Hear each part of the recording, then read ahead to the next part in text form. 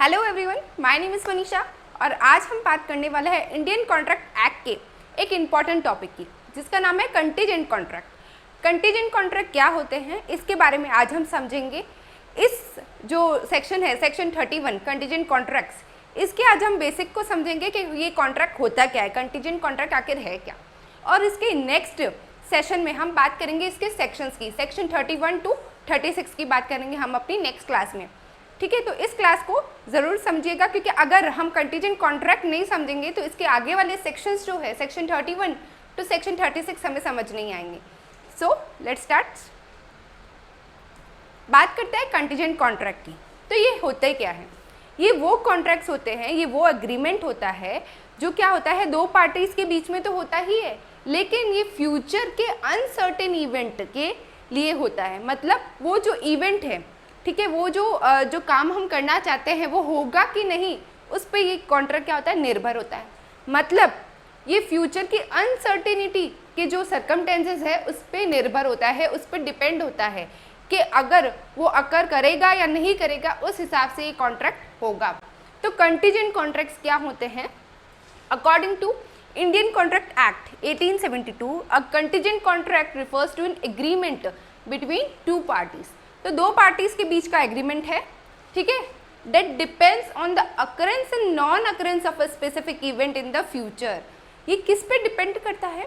जो फ्यूचर में जो इवेंट होने वाला है वो होगा कि नहीं होगा, उस पर ये कॉन्ट्रैक्ट क्या होता है, डिपेंड करता है।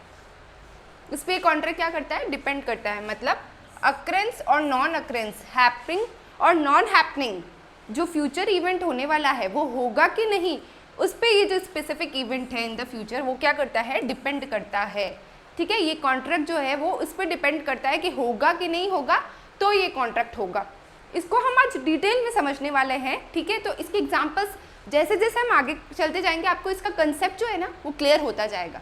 देखिए, लॉ में क्या होता है, जब तक हम एग्जाम्पल्स, केस लॉज ये सब नहीं पढ़ते ना, तो हमें वो जो टर्म है वो क्लियर नहीं हो पाता है। तो हम सारे जो टॉपिक्स करते रहेंगे उसके साथ साथ उसके एग्जाम्पल्स को भी देखते चलेंगे, ताकि हमें वो जो टर्म है वो क्लियर हो जाए। ठीक है, तो कंटीजेंट कॉन्ट्रैक्ट की बात करते हैं। कंटीजेंट कॉन्ट्रैक्ट क्या है? The contracts enforceability and obligation are contingent upon the happening and non happening of the event. मतलब इस कॉन्ट्रैक्ट की जो इन्फोर्सिबिलिटी है, मतलब कि जो लॉ से जो इन्फोर्सिबिलिटी है और ऑब्लिगेशन है, मतलब वो कॉन्ट्रैक्ट होगा कि नहीं होगा, ठीक है, वो किस पे डिपेंड करता है, हैपनिंग और नॉन हैपनिंग। मतलब होगा कि नहीं होगा, जो फ्यूचर इवेंट है वो होगा कि नहीं होगा, उस पर ये कॉन्ट्रैक्ट डिपेंड करता है। ठीक है, कंटीजेंट टर्म का मतलब क्या होता है, कॉन्ट्रैक्ट्स एग्जीक्यूशन और performance is uncertain and depend on the future event. मतलब जो कॉन्ट्रैक्ट का एग्जीक्यूशन है कि वो कॉन्ट्रैक्ट होगा कि नहीं होगा, ठीक है, उसकी जो परफॉर्मेंस है, कॉन्ट्रैक्ट की परफॉर्मेंस है, मतलब उस कॉन्ट्रैक्ट को हम एक्शन में लेंगे कि नहीं लेंगे, वो फ्यूचर के जो अनसर्टेन इवेंट है, ठीक है, जो हैपनिंग और नॉन हैपनिंग इवेंट है उस पर डिपेंड करता है। ठीक है, बहुत सारे एग्जांपल्स है, जैसे कि मैंने कार का इंश्योरेंस करवाया, ठीक है, ये मैं आगे समझाने वाली थी, बट मैं अभी एक बार बेसिक बता देती हूँ ताकि समझ आए कि हैपनिंग और नॉन हैपनिंग है क्या। जैसे कि कार का इंश्योरेंस लिया मैंने, अब इंश्योरेंस, मुझे जो इंश्योरेंस का क्लेम है वो कब मिलेगा, जब मेरी कार का एक्सीडेंट होगा या फायर, मतलब कोई फायर से जल जाएगी या फिर कुछ भी ऐसा कुछ अनसर्टेन इवेंट हो जाएगा जो कि उस कॉन्ट्रैक्ट में लिखा हुआ है, तो ही मुझे क्या मिलेगा, इंश्योरेंस का क्लेम मिलेगा। तो ये किस पे डिपेंड करता है, happening and non happening of future event. Future event पे जो है मेरा कॉन्ट्रैक्ट डिपेंड करता है, मेरा कॉन्ट्रैक्ट जो है वो उस पर बेस्ड है कि फ्यूचर में वो होगा कि नहीं होगा, फ्यूचर में वो हुआ या नहीं होगा, ठीक है, उस पर मेरा कॉन्ट्रैक्ट बेस्ड है। अगर होगा तो ही कॉन्ट्रैक्ट होगा, अगर नहीं होगा तो हमारे बीच में कोई कॉन्ट्रैक्ट नहीं बनेगा। ठीक है ना, तो एक्सीडेंट होगा तो ही मुझे क्लेम मिलेगा, नहीं तो मुझे क्लेम क्यों मिलेगा, हमारे बीच का कोई कॉन्ट्रैक्ट जो है होगा ही नहीं। ठीक है, तो कंटीजेंट का मतलब क्या होता है, वो कॉन्ट्रैक्ट्स जो इम्प्लाइज दैट कंटीजेंट कॉन्ट्रैक्ट्स वो कॉन्ट्रैक्ट्स होते हैं जो अब एग्जीक्यूशन और परफॉर्मेंस इज अनसर्टेन, जिसकी एग्जीक्यूशन जो होगा कि नहीं होगा और जो उसकी परफॉर्मेंस, मतलब वो एक्शन में आएगा कि नहीं आएगा, वो अनसर्टेन रहती है, हमको नहीं पता होता है कि वो होगा कि नहीं होगा। ठीक है, and depend on the future event, future की इवेंट पे डिपेंड करता है। ठीक है, तो कंटीजेंट कॉन्ट्रैक्ट्स क्या होते हैं, वो कॉन्ट्रैक्ट होते हैं जो कि फ्यूचर के इवेंट पे डिपेंड होते हैं। ये हम समझ आएगा, सिर्फ इतनी सी बात है। कंटीजेंट कॉन्ट्रैक्ट्स वो कॉन्ट्रैक्ट्स होते हैं जो फ्यूचर के इवेंट पे डिपेंड करते हैं, मतलब ये अनसर्टेन कॉन्ट्रैक्ट्स होते हैं, ठीक है। इसमें अनसर्टेनिटी होती है कि ये होगा कि नहीं होगा, ठीक है ना। आगे चलते हैं। कुछ कीवर्ड्स है, जैसे आपको कंटीजेंट कॉन्ट्रैक्ट एक ऐसा टर्म है और ऐसा टॉपिक है जो कि क्या होता है, जो सबके बहुत ज़्यादा जो है एग्जाम पॉइंट ऑफ व्यू से बहुत इंपॉर्टेंट होता है, ठीक है ना। तो ये जो कॉन्ट्रैक्ट है वो बहुत इंपॉर्टेंट है और इसको लर्न करने के लिए मैंने कुछ बेसिक टर्म्स इसके लिख दिए, जिस टर्म्स को आप याद करोगे ना तो भी आप एग्जाम में उसकी डेफिनेशन ईजिली लिख सकते हो, ठीक है ना। तो अपन को क्या करना है, इसकी टर्म्स याद करनी है बस। तो वो टर्म्स मैं समझा रही हूँ, सिर्फ इन टर्म्स को आप एक बार राइट डाउन कर दीजिएगा, लिख दीजिएगा कि ये टर्म्स है क्या, ठीक है। टर्म्स समझते हैं। तो कंटिंजेंसी का मतलब क्या होता है ये देखते हैं। कंटिंजेंसी का मतलब क्या होता है, आकस्मिकता। आकस्मिकता मतलब कुछ सर्कमटेंसेस, कोई रिलेवेंसी या कोई स्टेट ऑफ अफेयर्स को हम क्या कहते हैं, कंटिंजेंसी। कंटिंजेंसी क्या होता है, the contract must be conditional upon the occurrence और non occurrence of a specific event. जो कॉन्ट्रैक्ट है वो क्या होता है, कंडीशनल होता है, मतलब उसमें कंडीशन होती है कि वो क्या होगा, फ्यूचर के अगर अकरेंस या नॉन अकरेंस, मतलब वो होगा कि नहीं होगा उस पर डिपेंड करता है ये कॉन्ट्रैक्ट, ठीक है। तो इस कंटिजेंसी मतलब the contract must be conditional upon the occurrence and non occurrence of specific event. वो इवेंट होगा कि नहीं होगा उस पर क्या करता है, डिपेंड करता है। This event may be related to an uncertain future circumstances. ये किससे रिलेट करता है, अनसर्टेन फ्यूचर के सर्कमटेंसेस, मतलब कि उस समय क्या सर्कमटेंसेस हमारे सराउंडिंग में क्या हो, वो हो कि नहीं हो, वो इवेंट हो कि नहीं हो, कार का एक्सीडेंट हो कि नहीं हो, उस पर डिपेंड करता है ये, ठीक है ना। इंश्योरेंस क्यों मिलेगा, कार का एक्सीडेंट होगा तो इंश्योरेंस मिलेगा, ठीक है। तो वो फ्यूचर का इवेंट है, वो हो कि नहीं हो, ठीक है, उस पर हमारा कॉन्ट्रैक्ट क्या करता है, डिपेंड करता है। तो कंटिजेंसी जो है, किसी भी कंटीजेंट कॉन्ट्रैक्ट में क्या पहला टर्म होता है, कंटिजेंसी, मतलब कि कंडीशंस होती है, अकरेंस नॉन अकरेंस होता है हर स्पेसिफिक इवेंट में, जो कि अनसर्टेन फ्यूचर सर्कमटेंसेस पे डिपेंड होता है। The non fulfilment of conditions और the performance of an uncertain act, ठीक है। तो कोई भी वो कॉन्ट्रैक्ट, ठीक है, जिसके अंदर क्या हो, कंटिजेंसी हो। कंटिजेंसी का मतलब कुछ कंडीशंस हो, कंडीशंस ऐसी हो जो कि अकरेंस या नॉन अकरेंस होगी कि नहीं होगी, ऐसे कोई स्पेसिफिक इवेंट पे डिपेंड करती हो, ठीक है। मतलब कि अनसर्टेन फ्यूचर सर्कमटेंसेस हो, अनसर्टेन हमें पता ही नहीं है ये होगा कि नहीं होगा। नॉन फुलफिलमेंट ऑफ कंडीशंस, वो कंडीशन पूरी होगी भी कि नहीं होगी, वो परफॉर्मेंस पूरी होगी कि नहीं होगी, ठीक है। ऑफ अनसर्टेन एक्ट, हमें वो एक्ट पता ही नहीं है, अनसर्टेन एक्ट उस एक्ट में हो भी सकता है या नहीं भी हो सकता है, ठीक है। तो ये क्या है हमारा कंटिजेंसी। तो पहला टर्म हमको समझना है क्या है, कंटिजेंसी। किसी भी कंटीजेंट कॉन्ट्रैक्ट के अंदर, कंटीजेंट कॉन्ट्रैक्ट के अंदर क्या होता है, contingency. Then future uncertainty, future uncertainty, अब हम इतनी देर से बात कर रहे हैं फ्यूचर इवेंट, तो पहला क्या टर्म था हमारा, कंटिजेंसी, ठीक है। देन फ्यूचर इवेंट में क्या है, मतलब वो इवेंट जो है, जो हमारा कॉन्ट्रैक्ट है वो किस पे बेस्ड है, हमारे फ्यूचर के इवेंट पे बेस्ड है। तो इसमें क्या है, future event. The event upon which the contract depends must be uncertain, जिस पे हमारा कॉन्ट्रैक्ट डिपेंड करता है, जो फ्यूचर के जो इवेंट है जिस पे हमारा कॉन्ट्रैक्ट बेस्ड है, ठीक है, उससे क्या कहेंगे हम, अनसर्टेन फ्यूचर अनसर्टेन इवेंट, ठीक है। If the event has already occurred और इट अकरेंस इज सर्टेन, अगर वो इवेंट हो चुका है और उसकी अकरेंस सर्टेन है, मतलब वो होगा ही होगा, ठीक है, तो वो कंटीजेंट कॉन्ट्रैक्ट की कैटेगरी में नहीं होगा। The contract is not considered contingent, ठीक है, उस कॉन्ट्रैक्ट को हम कंटीजेंट कॉन्ट्रैक्ट नहीं कहेंगे। अगर हमें पता है कि पहले से ही होगा या ये सिचुएशन हो चुकी है, ठीक है, तो उसे हम कंटीजेंट कॉन्ट्रैक्ट की लिस्ट में नहीं डालेंगे, ये इसमें नहीं आएगा। तो कंटीजेंट कॉन्ट्रैक्ट में सबसे पहले क्या होना चाहिए, कंटीजेंसी, मतलब सर्कमटेंसेस, कंडीशंस जो है वो अनसर्टेन होनी चाहिए, ठीक है, अकरेंस और नॉन अकरेंस होना चाहिए स्पेसिफिक इवेंट का। देन क्या होना चाहिए, फ्यूचर की अनसर्टेनिटी, ये होनी ही चाहिए। अगर फ्यूचर सर्टेन हुआ, हमको पता है कि इस कार के ब्रेक फेल है और एक्सीडेंट होगा, ये तो कंटीजेंट कॉन्ट्रैक्ट में आएगा, नहीं आएगा ये, ठीक है। आगे चलते हैं। देन बात करते हैं ऑब्लिगेशन ट्रिगर की। ऑब्लिगेशन ट्रिगर का मतलब एक तरह से हम कह सकते हैं उसको अप्लाई करना, ठीक है, अप्लाई करना। ऑब्लिगेशंस ट्रिगर मतलब द राइट्स और liabilities and obligations of the parties become enforceable और dischargeable depending on the happening and non happening of a specific event. Obligation trigger मतलब जो राइट्स, जो लाइबिलिटीज और जो ऑब्लिगेशंस है पार्टीज की, जो दोनों पार्टीज कॉन्ट्रैक्ट में है, कंटीजेंट कॉन्ट्रैक्ट के जो पार्टी दोनों कॉन्ट्रैक्ट में है, उन दोनों की जो राइट्स, लाइबिलिटीज, ऑब्लिगेशंस, ठीक है, जो भी है वो सब कब होगा, जब कॉन्ट्रैक्ट इनफोर्स में आएगा। ठीक है, जब कॉन्ट्रैक्ट क्या होगा, इनफोर्स में आएगा या डिस्चार्जेबल होगा, depending upon the happening and non happening of the specific event. उस इवेंट के होने के बाद वो जब इनफोर्स में आएगा, जब वो इवेंट होगा, जब वो डिस्चार्ज होगी परफॉर्मेंस, ठीक है, तब क्या होगा, तब हमारी जो ऑब्लिगेशंस है वो दोनों पार्टीज पर आएगी। जब एक्सीडेंट होगा तभी इंश्योरेंस कंपनी हमें क्या देगी, क्लेम देगी। नहीं तो वो क्यों क्लेम देगी, तभी उसका क्या होगा, उसकी लायबिलिटी जनरेट होगी, इंश्योरेंस कंपनी की लायबिलिटी हुई, तभी वो हमें क्या देगी, क्लेम देगी। क्लेम हमारा राइट है, तो हम दोनों पार्टीज, जो मैं और इंश्योरेंस कंपनी, हम दोनों की पार्टीज के बीच में एक ऑब्लिगेशन ट्रिगर क्या होगा, अप्लाई होगा। ठीक है, मतलब दोनों पार्टीज जो है अपनी लायबिलिटीज और अपनी राइट्स दोनों फुलफिल करेगी। ठीक है ना, तो फ्यूचर के जो अगर हुआ या नहीं हुआ, जब वो इवेंट होगा या नहीं होगा, अगर वो इनफोर्स में आया, डिस्चार्जेबल डिपेंडिंग अपॉन फ्यूचर इवेंट, जो फ्यूचर इवेंट अगर होगा कि नहीं होगा, उस हिसाब से जो है हमारी राइट्स एंड लाइबिलिटीज क्या होगी, अप्लाई होगी। ठीक है, इनफोर्स में आएगी, डिस्चार्ज होगी।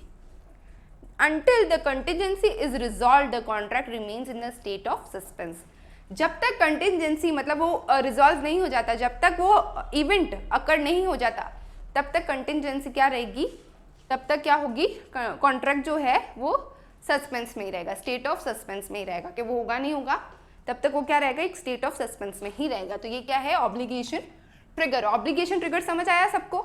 हर कंटिजेंट कॉन्ट्रैक्ट में क्या होना जरूरी है, कंटिजेंसी होना जरूरी है, then future uncertainty, then obligation trigger. Contingency होगी मतलब कंडीशंस होगी, happening and non happening of event. ठीक है, then uncertain future event. Uncertain future event मतलब वो हो, अगर पहले से ही पता होगा तब वो कंटिजेंट तो होगा नहीं। ठीक है, देन क्या आ गया, ऑब्लिगेशन ट्रिगर। दोनों पार्टीज की ऑब्लिगेशन कब अराइज होगी, जब वो इवेंट होगा, इन्फोर्स होगा, डिस्चार्ज होगा। ठीक है, तो ये क्या है, हमने 3 कंडीशंस तो देखी, इस कंटीजेंट कॉन्ट्रैक्ट की 3 पॉइंट्स तो हमने समझ लिए। ठीक है, अब आगे बात करते हैं परफॉर्मेंस कंडीशन की। परफॉर्मेंस कंडीशन मतलब कंटीजेंट कॉन्ट्रैक्ट में specify conditions under which the contract become void और enforceable. These condition should be clearly outlined in the agreement to avoid ambiguity. ठीक है, एम्बिग्विटी का मतलब होता है अस्पष्टता। ठीक है, जो क्लियर नहीं होता है एक तरीके से, उसे उस क्लैरिटी को जो क्लियर नहीं होता है, ठीक है, तो उसको कहते हैं हम अस्पष्टता, एम्बिग्विटी को। तो परफॉर्मेंस कंडीशंस की बात करें तो कंटीजेंट कॉन्ट्रैक्ट क्या करते हैं, स्पेसिफाई करते हैं कुछ कंडीशंस को। ठीक है, अंडर द कॉन्ट्रैक्ट, उस कॉन्ट्रैक्ट के अंदर कि वो वॉइड कब होगा, इन्फोर्स कब होगा, कब वो कॉन्ट्रैक्ट वॉइड हो जाएगा, कब वो कॉन्ट्रैक्ट इन्फोर्स हो जाएगा। तो ये सब जो परफॉर्मेंस की कंडीशंस है वो सब जो कंटीजेंट कॉन्ट्रैक्ट में स्पेसिफाई होती है, लिखी हुई होती है। ठीक है, आज मैंने इंश्योरेंस कंपनी से क्लेम करवाया तो उसने पहले ही लिखा था कि ये चीज़ें होगी तो आपको इंश्योरेंस नहीं मिलेगा। मतलब उसमें जो परफॉर्मेंस है, कंडीशंस, वो पहले ही लिख ली थी कि ये चीज़ें होगी तो हमारा कॉन्ट्रैक्ट क्या हो जाएगा, वॉइड, खत्म हो जाएगा, और ये चीज़ें होगी तो इन्फोर्स में आ जाएगा, मतलब मैं आपको क्लेम दूंगा। ठीक है ना, अगर एक्सीडेंट नहीं हुआ तो कॉन्ट्रैक्ट वॉइड हो जाएगा, खत्म हो जाएगा, कोई भी कॉन्ट्रैक्ट हमारे बीच में होगा ही नहीं। और एक्सीडेंट हो गया कार का तो कॉन्ट्रैक्ट इन्फोर्स हो जाएगा। ठीक है, दोनों की ऑब्लिगेशंस बन जाएगी, ट्रिगर हो जाएगी। ओके, तो परफॉर्मेंस कंडीशन मतलब क्या हो गया कि जब कंटीजेंट कॉन्ट्रैक्ट होता है हम 2 पार्टीज के बीच में, तो पहले ही सब स्पेसिफाई होता है ये कंडीशंस कि कॉन्ट्रैक्ट कब वॉइड होगा और कब इन्फोर्स में आएगा। These conditions should be clear outlined in the agreement to avoid ambiguity. ठीक है, एम्बिग्विटी को खत्म करने के लिए, अस्पष्टता को खत्म करने के लिए जो कंडीशंस है पहले ही एग्रीमेंट में लिख दी जाती है। जब 2 पार्टीज के बीच में कॉन्ट्रैक्ट होता है तब पहले ही उस एग्रीमेंट में सारी कंडीशंस लिख दी जाती है कि कब कब ये एग्रीमेंट जो है वो वॉइड होगा और कब ये एग्रीमेंट जो है वो इन्फोर्सेबल होगा। ठीक है ना, तो कंटीजेंट कॉन्ट्रैक्ट की 4 पॉइंट्स हमने देखे। पहला क्या था, contingency, then uncertain future event, future में अनसर्टेनिटी, देन ऑब्लिगेशन ट्रिगर और देन परफॉर्मेंस कंडीशन। तो हो गई डेफिनेशन क्लियर, डेफिनेशन क्लियर हो गई है। अब आगे चलते हैं, कंटिजेंसी रिजॉल्विंग। कंटिजेंसी रिजॉल्विंग मतलब क्या होता है, once the event occur or fails to occur the contract contingencies are resolved and the parties obligations are acted or discharged accordingly। ठीक है, जब इवेंट जो है अकर हो जाता है, इवेंट हो गया तो दोनों पार्टीज की क्या होती है, जो लाइबिलिटी है वो हो जाती है। ठीक है ना, जो लाइबिलिटी है वो बन जाती है, लेकिन एक्टिव हो जाती है लाइबिलिटी। लेकिन अगर फेल्स टू अकर, वो हो ही नहीं पाया, तो कॉन्ट्रैक्ट क्या हो जाता है, डिस्चार्ज होता है अकॉर्डिंगली। मतलब कंटिंजेंसी रिजॉल्विंग, मतलब अगर इवेंट हुआ तो लाइबिलिटी क्या हो जाती है, एक्टिव हो जाती है। ठीक है, दोनों पार्टीज का जो कॉन्ट्रैक्ट है वो एक्टिव हो जाता है। लेकिन वो इवेंट नहीं हुआ, फेल्स टू अकर, हुआ ही नहीं, तो क्या हो जाता है, डिस्चार्ज हो जाता है। हम दोनों के बीच का कॉन्ट्रैक्ट जो है वो डिस्चार्ज हो जाता है। ठीक है, मतलब खत्म हो जाता है अपना, हुआ ही नहीं अकॉर्डिंगली। तो दोनों पार्टीज के बीच का जो कॉन्ट्रैक्ट है वो किस पे बेस्ड करता है, इवेंट पे बेस्ड, जो फ्यूचर इवेंट है उस पे बेस्ड करता है दोनों पार्टीज का contract. The contract may be terminated, modified और performed as per the terms and conditions agreed upon. ठीक है, दोनों पार्टी से एग्री करेगी, उसी एग्रीमेंट में लिखाएगी कंटीजेंट कॉन्ट्रैक्ट के कि कैसे वो जो कॉन्ट्रैक्ट है वो खत्म होगा, टर्मिनेट होगा, मॉडिफाई होगा, चेंज होगा या फिर परफॉर्म्ड होगा। मतलब अब एक्टिव कब होगा वो कॉन्ट्रैक्ट, तो वो सारी कंडीशंस जो है वो एग्रीमेंट में पहले ही लिखी होती है। जब दो पार्टीज, जब दो कंटीजेंट कॉन्ट्रैक्ट होता है दो पार्टीज के बीच में, तब ये सब जो है ये सब पहले ही लिखा होता है। तो ये पॉइंट क्या था हमारा, ये था कंटिजेंसी रिजॉल्विंग। ठीक है, तो 5 पॉइंट में हमने पूरी डेफिनेशन लर्न कर ली है कंटीजेंट कॉन्ट्रैक्ट की। पहला पॉइंट था, इधर लिखती हूँ, फर्स्ट पॉइंट क्या था, कंटिजेंसी। कंटिजेंसी से याद है कंटिजेंसी रिजॉल्विंग, 2 पॉइंट हमें सीधे सीधे याद हो गए।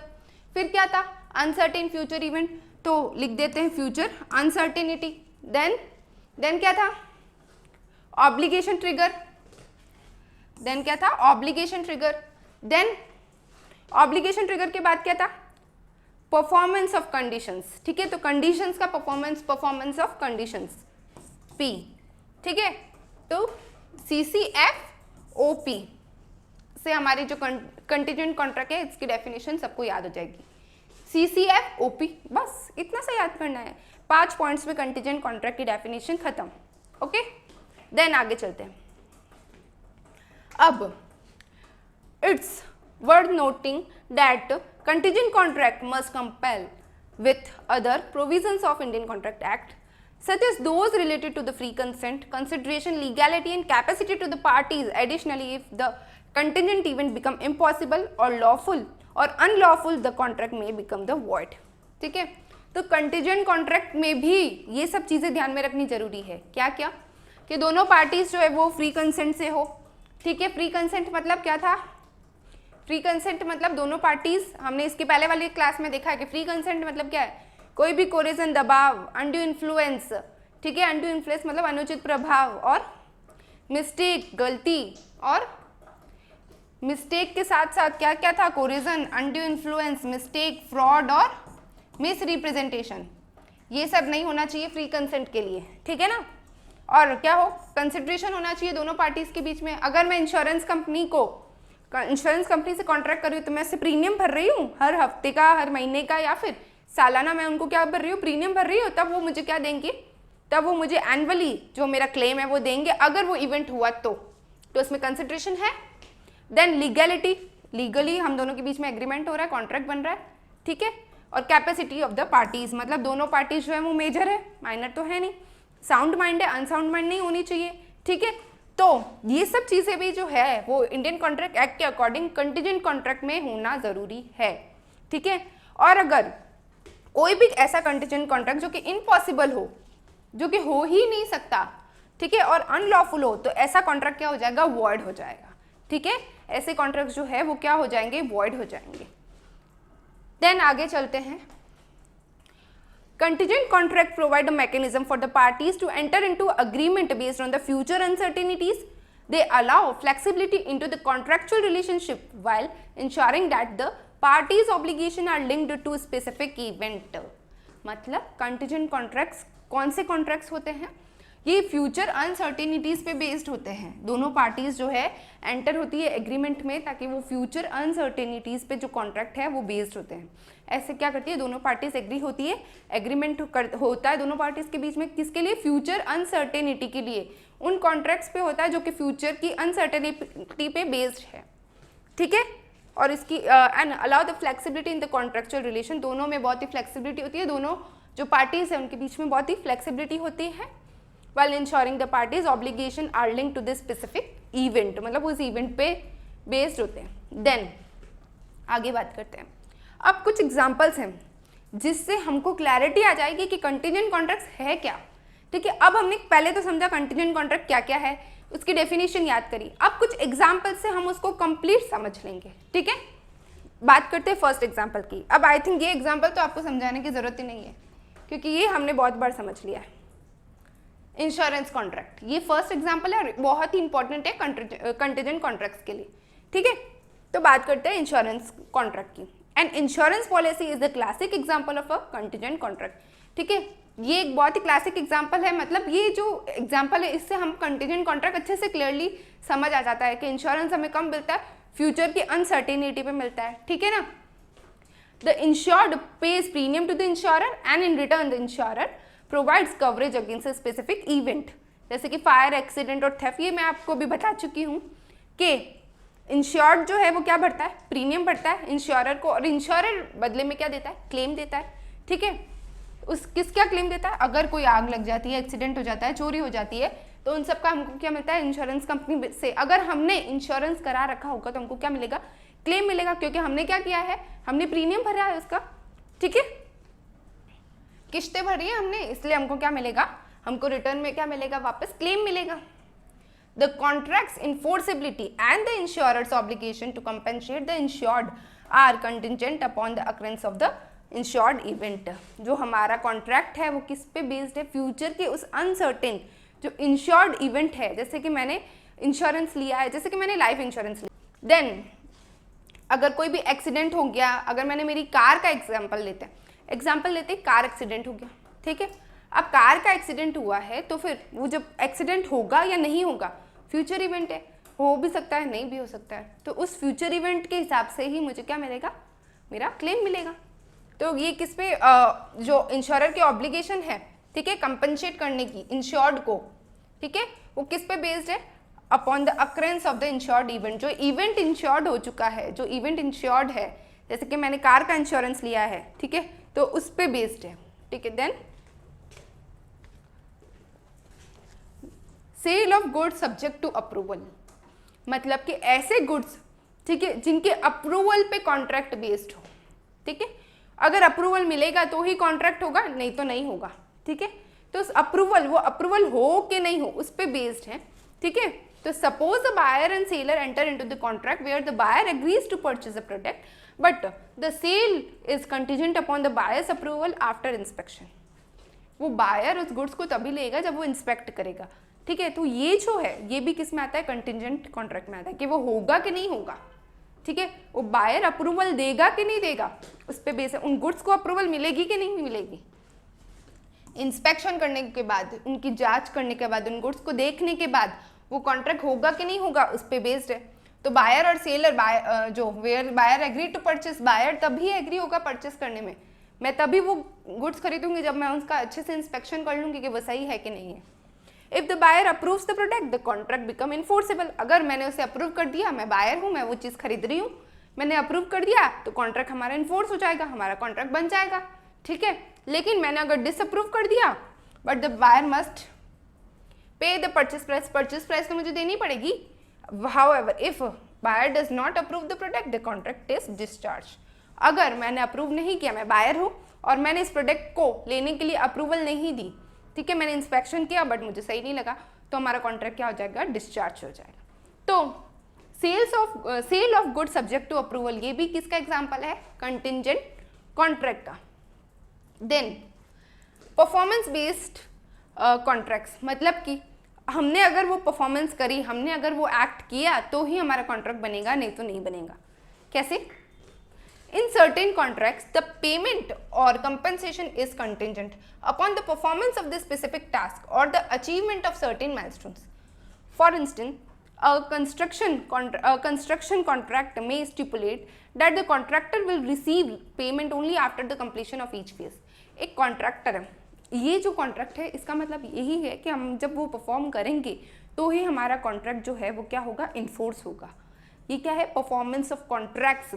ठीक है, परफॉर्मेंस बेस्ड कॉन्ट्रैक्ट मतलब कि अगर हम पेमेंट और कंपेंसेशन देंगे इस कंटिजेंट, वो कंटिजेंट है कि अगर हम देंगे तो ही वो कॉन्ट्रैक्ट होगा. हैपनिंग और नॉन हैपनिंग हो रही है इसमें भी, दे या नहीं दे. ठीक है ना, तो स्पेसिफिक टास्क के लिए. ठीक है, जैसे कि कंस्ट्रक्शन है, कंस्ट्रक्शन का कॉन्ट्रैक्ट है.